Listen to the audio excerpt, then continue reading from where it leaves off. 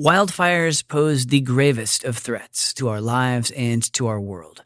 So when fires rage, not only do teams work to put them out, but they also mobilize to save the animals and ecosystems in their path. It's a dangerous, worthy endeavor. So we had this big fire coming in, and we had made a big fire break with machinery at the edge of the river. We had dinner, and that was a very scary moment that we went through. If you looked at the east, all the sky was in red. And I thought myself, wow, that's a big size of the enemy that we are fighting against. And I was scared. But what can you do? You have to go forward. The world is changing fast, and every day, project professionals are turning ideas into reality, delivering value to their organizations and society as a whole. On Projectified, we'll help you stay on top of the trends and see what's ahead for the project economy and your career. This is Projectified. I'm Steve Hendershot. Wildfires are a devastating but natural phenomenon, burning regularly around the world since time immemorial. But as climate change has made the world hotter and drier, the threat has intensified, and we could see more out-of-control superfires that used to be once-in-a-generation nightmares. They've hit all over the world over the last year. Kangaroo Island in Australia, California in the U.S., the Pantanal in Brazil, even the Arctic regions of Siberia. And in response, we're seeing project teams work to mitigate the fallout. Not only the firefighters, but also the teams working to protect wildlife and to restore the natural habitats that have been burned. The stakes are high here, because often the very areas under threat are also home to endangered species and thriving ecotourism economies. Today, we'll meet two project leaders who have spent the year leading those mitigation and recovery efforts. Our sponsor for this episode is pmtraining.com. From live virtual classes to online courses available on demand, PM Training equips students to earn PMI certifications, including the Project Management Professional, or PMP. And Projectified listeners are eligible for discounts of up to $400 per class. Just enter the link pmtraining.com/podcast. This year in Brazil, the largest tropical wetland on the planet, the Pantanal, went up in flames. It was a crisis on many levels, one of which is that the Pantanal is home to a vast array of wildlife, including the world's largest population of jaguars.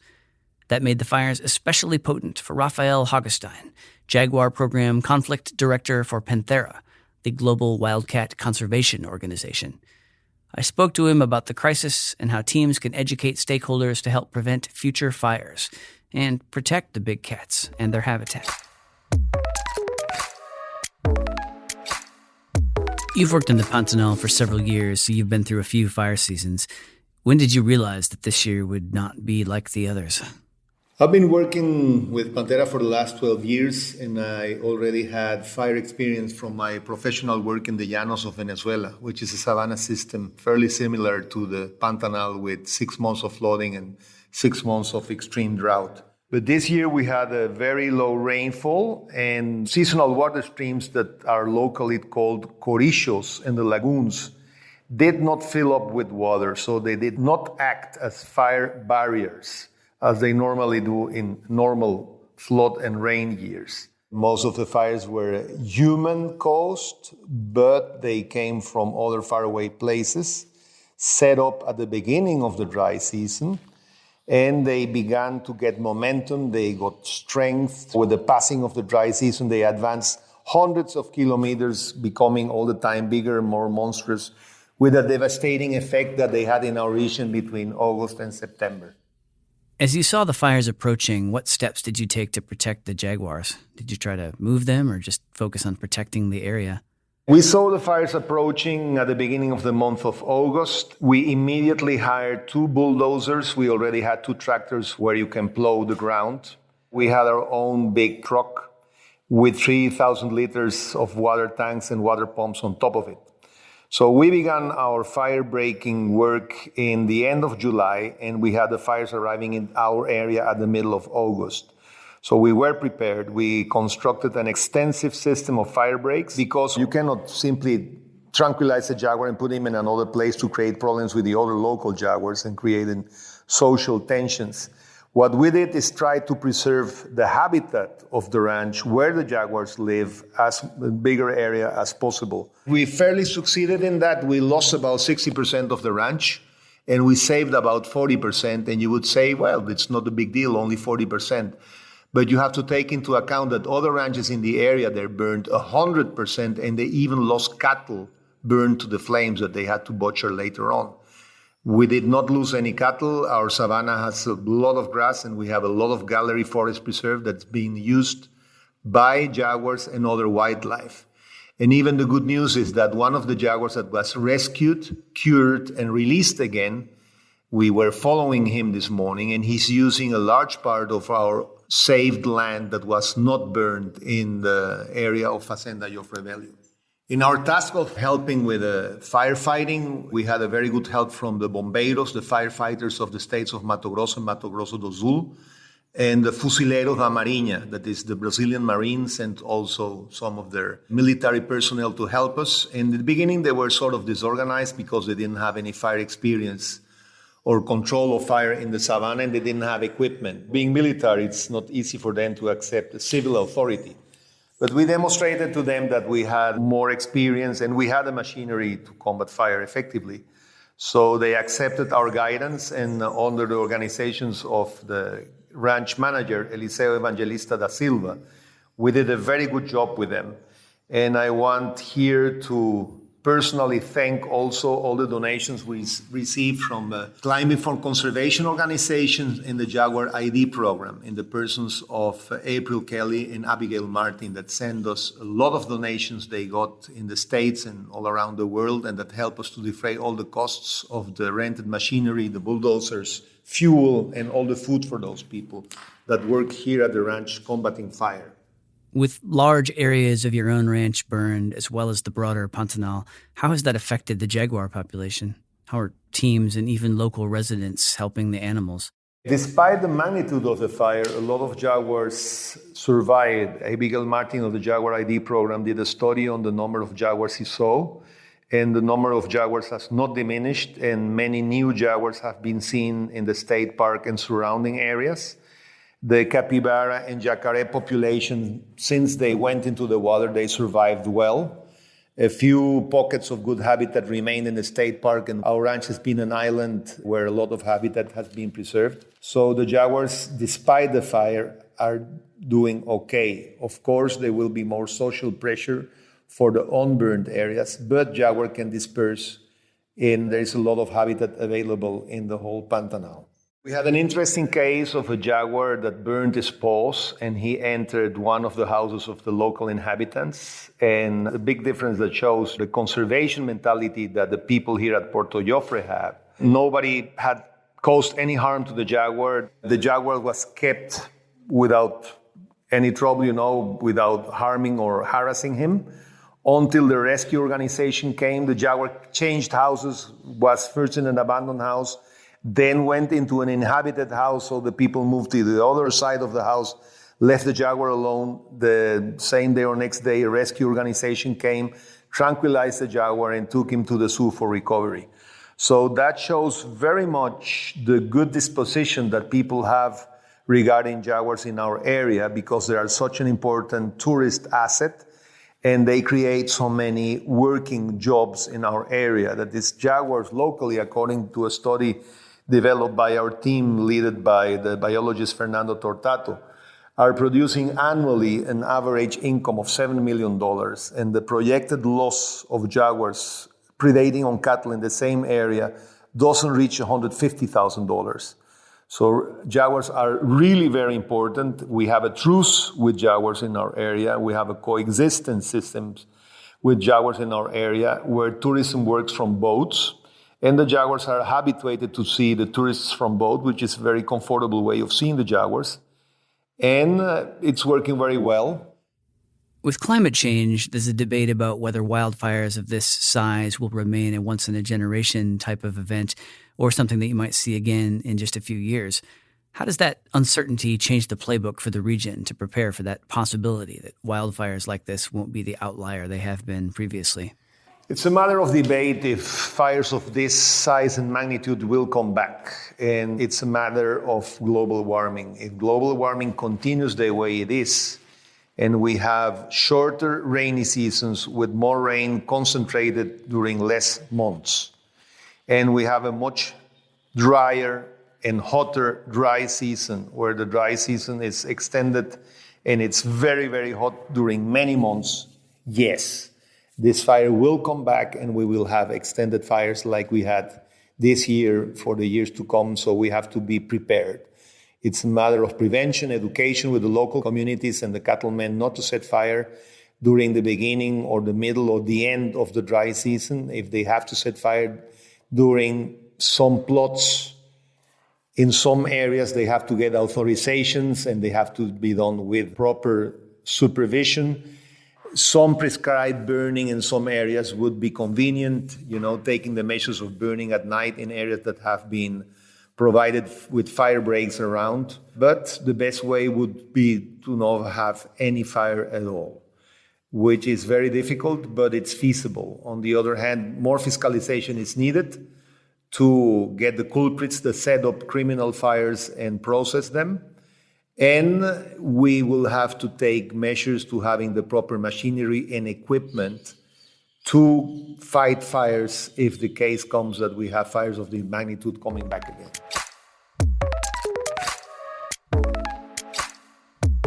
Across the globe in Australia, the bushfires on Kangaroo Island also devastated a region celebrated for its unique and exceptional biodiversity, headlined by koalas and kangaroos, but also including the small and furry dunnart. Projectified's Hannah Schmidt spoke with Pat Hodgens, a fauna ecologist at Kangaroo Island Land for Wildlife in Kingscote, about how teams are collaborating to save the dunnart and help Kangaroo Island recover, an effort that was number 11 on PMI's 2020 list of most influential projects.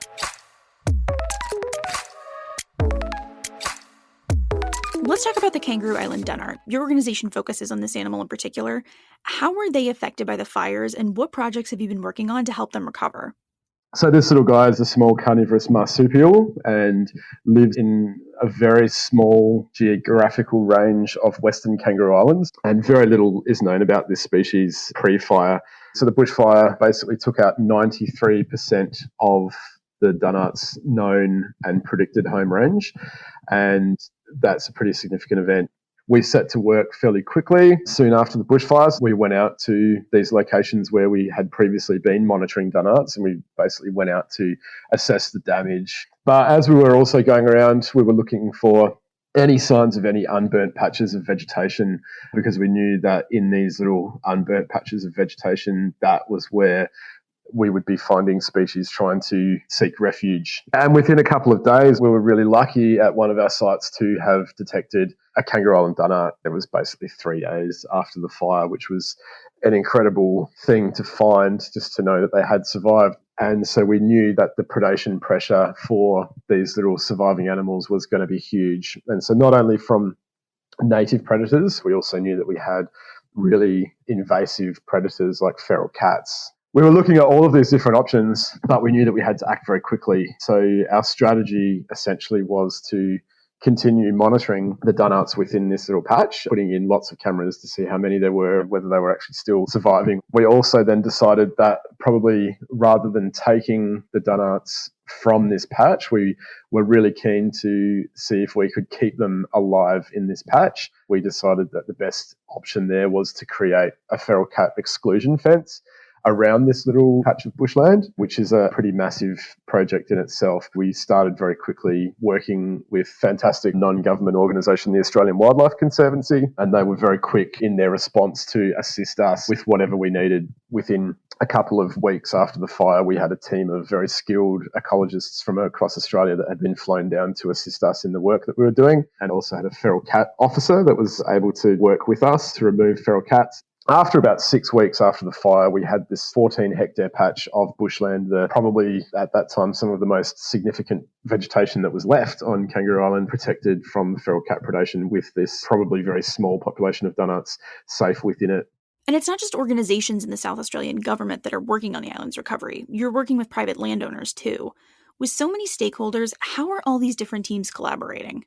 It's kind of been an unprecedented event. It has potential to be very chaotic, lots of people doing lots of different things and not everyone having time to communicate with each other and tell everyone what each other's doing. But I guess we've been fairly lucky that for the Kangaroo Island dunnart in particular, very soon after the bushfire, all the people working on this species came together and formed the Kangaroo Island dunnart recovery team, a group of experts that we can all come together and basically share data, share information, and just inform everyone of what's happening and workshop ideas or plans.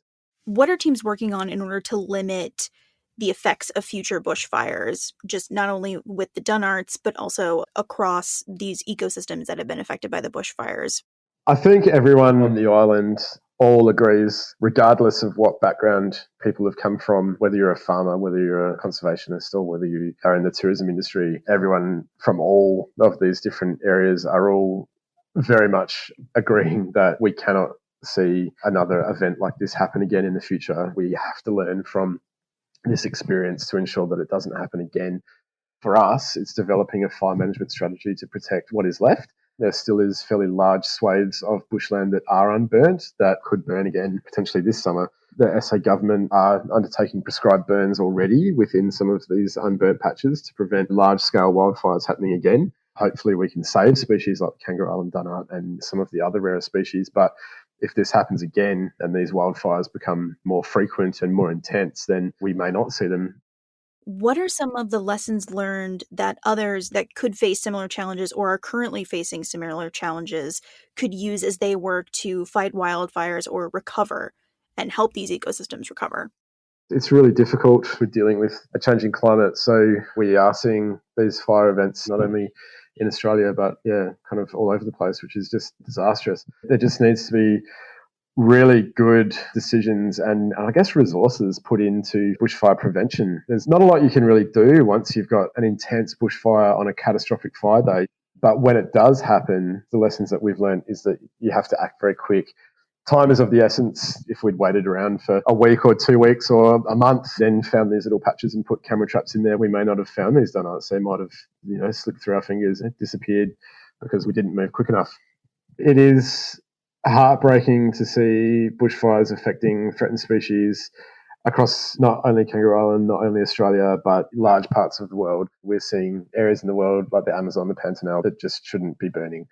Across the world, we do need to really tackle the issues of climate change and be really serious about it. And that's obviously from a global perspective. It's very easy to become really pessimistic about that. I've got 3 young children and I really hope that their generation is going to be the generation to really take really good action.